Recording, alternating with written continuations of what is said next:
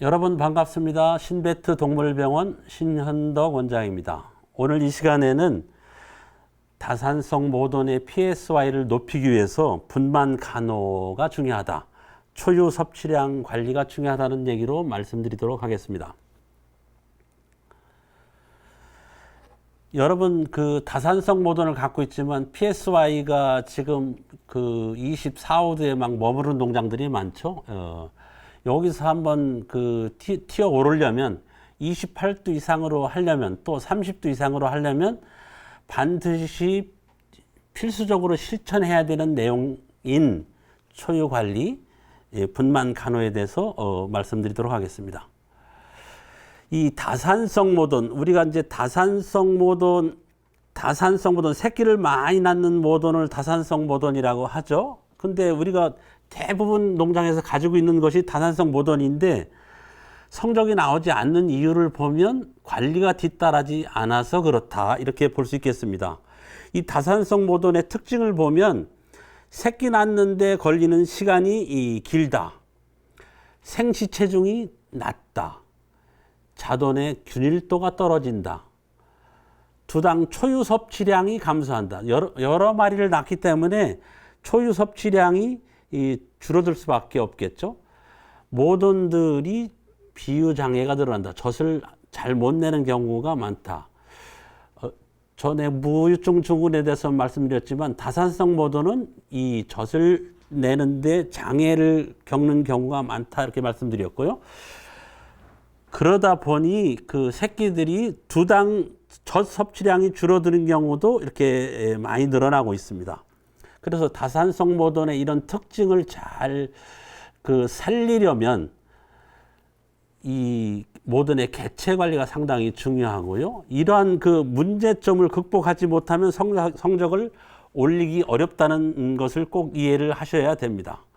분만을 하기 위해서는 여러 가지 준비가 있어야 되겠죠. 여기 보이는 것처럼 온도, 급수기, 환기, 사료 급여량 설정, 깨끗한 보온 매트, 보온 등 아침 저녁으로 청소를 하고요. 보온 간호 상자도 저렇게 필요하고요. 흡습 건조제도 필요합니다. 모든 분만사에 있는 도구들은 항상 깨끗하게 위생적으로 관리되어야 할 것입니다. 분만사 간호를 위해서는 분만사 분위기는 차분한 관리자, 분만사의 관리자가 성격상 차분하지 못하면 분만에 애로를 느낄 수밖에 없다, 모돈들이. 온도 관리도 저렇게 새끼 낳을 때 24도에서 일주일에 1도씩 낮춰서 이렇게 관리를 하시고요. 돈방에 깔집도 깔아주시고 보온 등 보온 매트도 이렇게 추가를 해주셔야 됩니다. 모돈한테 사료를 급여한 후 건강 상태를 꼭 확인해서 제 사료량을 먹지 못할 때는 체온을 체크하고 식욕을 촉진하기 위해서 다양한 방법을 강구를 해야 됩니다. 그죠? 신생자돈의 피부를 태어나자마자 닦아주고 기도를 닦아주고 건조시켜서 보온 간호 상자에 넣는 거 필요합니다. 흡습제를 뿌려서 피부를 건조시켜주고요. 유방의 소독과 마사지도 필요합니다. 위생 관련 도구 통은 니퍼라든지 메스라든지 단미기, 주사기는 항상 상시 소독해서 써야 되겠습니다. 초유 섭취량을 늘리는데 모돈의 몸매하고 바디 컨디션하고 관련이 있다는 것을 꼭 명심을 해야 되겠습니다. 바디 컨디션이 과비가 돼서 뚱뚱한 모돈은 초유량이 정상적인 모돈에 비해서 75%밖에 나오지 않는다. 차라리 조금 여인 게 낫다. 여기 보시면은 여인 모돈들은 그래도 90점은 되죠. 정상적인 모돈, 등지방이 새끼 낳을 때 16 내지 20ml 정도의 정상적인 모돈은 내는 초유량을 100으로 봤을 때 과비한 모돈은 75점밖에 되질 않는다.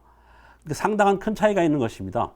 새끼 낳아 올라오는 모돈들이 과비가 된다는 것은 임신사에 있을 때 모돈들의 몸매 관리가 전혀 되지 않았다, 사료 관리가 되지 않았다는 것을 뜻한다고 보면 되겠습니다. 그 다음에 여기 보면은 분만사의 보온 간호 상자가 있는데요. 이것은 어떤 용도이냐 하면은 태어난 자돈들이 태어나자마자 이 간호상자에 집어넣으면 아주 짧은 시간 내에 2, 3분 이내에 체온이 정상 체온으로 39.5도의 체온으로 회복하는 데 도움이 됩니다. 애미 자궁에서 떨어져 가지고 몸이 냉각이 됐었던 것을 최단시간 내에 회복시켜 주는 것이죠. 새끼 낳기 전에 최소 30분 전에 예열을 시켜 주시고요. 보온 간호 상자에 있는 보온 등을 점등을 켜 주시고요. 그다음에 새끼가 나면 바로 코하고 몸을 닦은 다음에 이 간호 상자에 집어넣으시면 체온이 금방 회복시켜 줄 수 있겠습니다. 여기 보시면은 금방 체온을 회복해서 이렇게 체온을 회복하면 초유를 많이 먹는데 도움이 된다는 것이죠. 그죠? 체온이 떨어지면 젖을 빨 힘이 그만큼 없어지기 때문에 자궁에서 떨어지자마자 닦아서 보온 간호 상자에 넣고 체온을 올린 다음에 젖을 빨게 해주는 것이 목적이 되겠습니다. 새끼 낳기 전에 이 모돈, 그 새끼 낳기 전날 저녁 정도에 그 분만사 돈방에 이렇게 충분한 양의 깔집을 깔아주는 것이 모돈의 심리적 안정을 가져온다.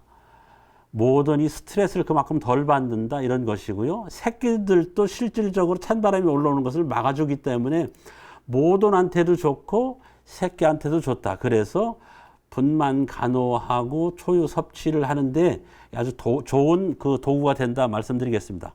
여러분들 반드시 실천해 주셔야 되겠습니다. 그리고 아주 중요하지만 가끔 생략이 되는 핵심 실천 작업 사항인데요. 태어난 자손들 피부를 닦아주고 흡습제로 이렇게 발라가지고 체온이 떨어지지 않도록 해주는 것 중요하고요.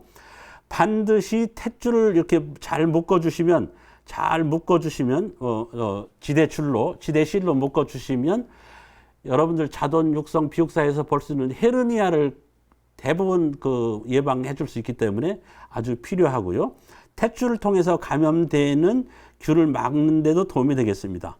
그 다음에 젖이 잘 나오는 2산, 3산, 4산 모돈들 젖을 이렇게 짜놓고 있다가 냉장실에 이렇게 보관하고 있다가 젖이 나쁜 모돈들에서 달려있는 새끼들한테 이렇게 경구를 통해서 이렇게 먹여주면 한 15cc 정도로 해서 먹여주면 이유두술 늘리는데 도움이 된다. 이렇게 말씀을 드리겠습니다.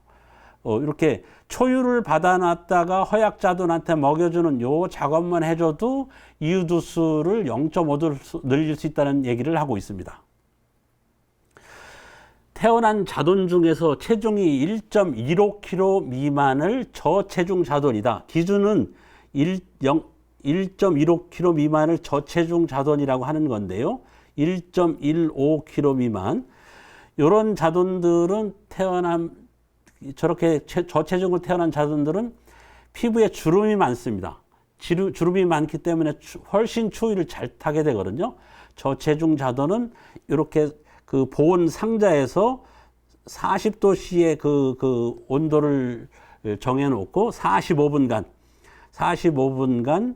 이렇게 돼지를 가둬 놓으면 체온을 아주 정상 체온으로 빨리 회복시킬 수 있기 때문에 이유두술 초유를 잘 먹게 하고 이유두술 높이는데 도움이 된다. 이렇게 반드시 실천해야 되겠습니다.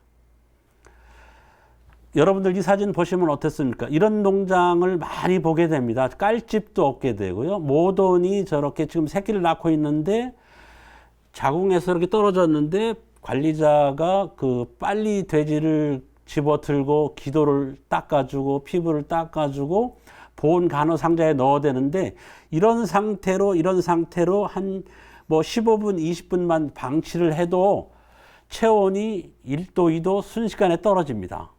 신생자돈, 어미 뱃속은 거의 40도에 가깝거든요. 40도씨에 가까운 그 환경에 있다가 여기 분만사 온도가 24도다 이렇게 하면 밑에서 찬바람도 올라오기 때문에 여기는 자돈한테는 시베리아 벌판하고 다름없다. 그래서 이 태어난 자돈들을 얼마나 빨리 들어서 닦아서 보온 간호 상자에 넣느냐가 초유 관리의 핵심이 되겠습니다. 여기 보시면은 지금 태어난 자돈이 있는데요. 지금 여기 보면은 여기 체온을 쟀을 때 39.5도를 가리키고 있네요. 그런데 지금 이 엉덩이 부분 이런 데 찬바람이 올라오죠. 이런 데 이 보온 깔개가 좀 잘못 깔려 가지고 찬바람이 막 올라와서 등어리하고 꼬리 쪽 이런 쪽이 막 그냥 빠른 속도로 냉각이 되고 있죠. 그죠? 예.